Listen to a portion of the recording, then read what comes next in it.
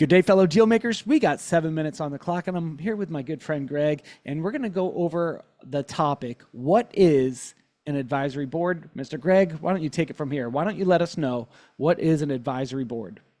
Well, let's start with a governing board. What is a board of governors or a board of directors? A board of directors, they operate at the 5,000 foot level, or I'm sorry, the 50,000 foot level, or the 100,000 foot level, whatever your perspective is. They have a fiduciary responsibility to the shareholders and certain stakeholders of a company. And again, some of this is my opinion. I'm not an attorney. I'm not a lawyer. So keep that in mind. But they're going to, typically, so when I sit on a governing board, I'm most likely interacting with the CEO. We hire the CEO. We don't necessarily hire the other team members. Again, generally speaking, sometimes there's circumstances where you need to get involved in that. We're looking at, we're collaborating with the CEO on strategy. He creates the strategy, and then we challenge him on that strategy. And maybe challenge is a strong word, but we will ask questions, and we will provide credible feedback and credible governance from a risk management perspective as well. So if he has a strategy, for example, to maybe go after a certain segment or a different, maybe geographically, what are the risks involved in that? And is the return appropriate for the amount of risk level? Cybersecurity risk, are we implementing the right policies? Are we looking at the right things? Are we implementing what we need to do from a risk perspective? It could be, in addition, from a risk, let's say there is a code of conduct. Are we practicing the code of conduct? Are we following the code of conduct, or do we just have it on a piece of paper and really no one's paying attention to it? So those are the kind of challenges that you can have for at a 50,000 or 100,000 foot level. There's a term out there where noses in, fingers out. You don't actually get involved in the operations of the business.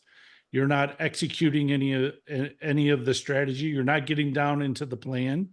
You will provide feedback on the vision and the mission, but really the strategy that the CEO wants to put in place. And there's other fiduciary responsibilities. You have to, the audit committee, you're watching, are we getting close to covenants? If there's debt, are we following GAAP and fiduciary norms within a company?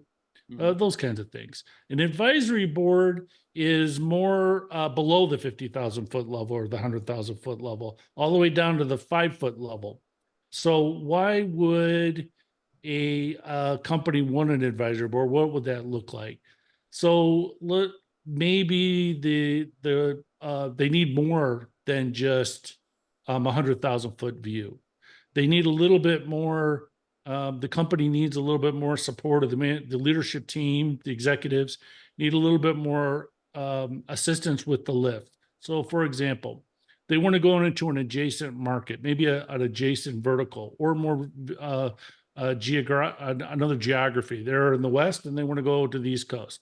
They will look to bring on some advisors with diverse perspectives. So maybe not necessarily in their industry, to advise them on that process and that plan. And is that plan being communicated? Typically, your board of advisors is going to have a little bit deeper interaction and connection with your management team and your leadership team. Again, asking those questions, not doing the work and executing the plan, but having an impact and making sure that plan is being followed and communicate that plan. Typically, your advisory board members are high performers, right? They're high performers in their career in general, and they want to continue doing that. They have an interest in helping others. They want a purpose. They want something bigger than themselves, and they want to be a part of, hey, I helped Josh expand into Canada, his podcast. I was a part of that. That's what motivates them. So that kind of gives you an idea of what they want their involvement to be. but they're there to communicate. They're there to ask questions and to assist in answering some of the questions from the management team, but they're not there to set the strategy or set the plan. So when you choose advisory board members, that's one of the things that we talk about of setting the expectations is this isn't your company. You're here to bring your expertise and your vision and your experience to help this company get to the next level or to achieve what they want to achieve. What does the owner and the investors want to get out of this business? That's what you're here to do, is to help them find a path and help with that lift to do that.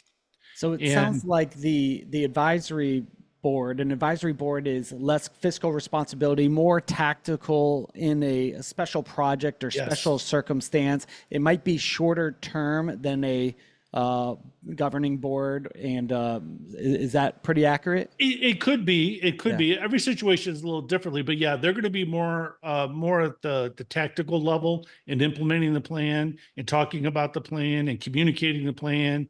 Being we all know about brand ambassadors, right? Every advisory board I sit on, I'm the ambassador for the strategy and the vision and the mission and the plan to achieve that strategy and mission. That's part of my role.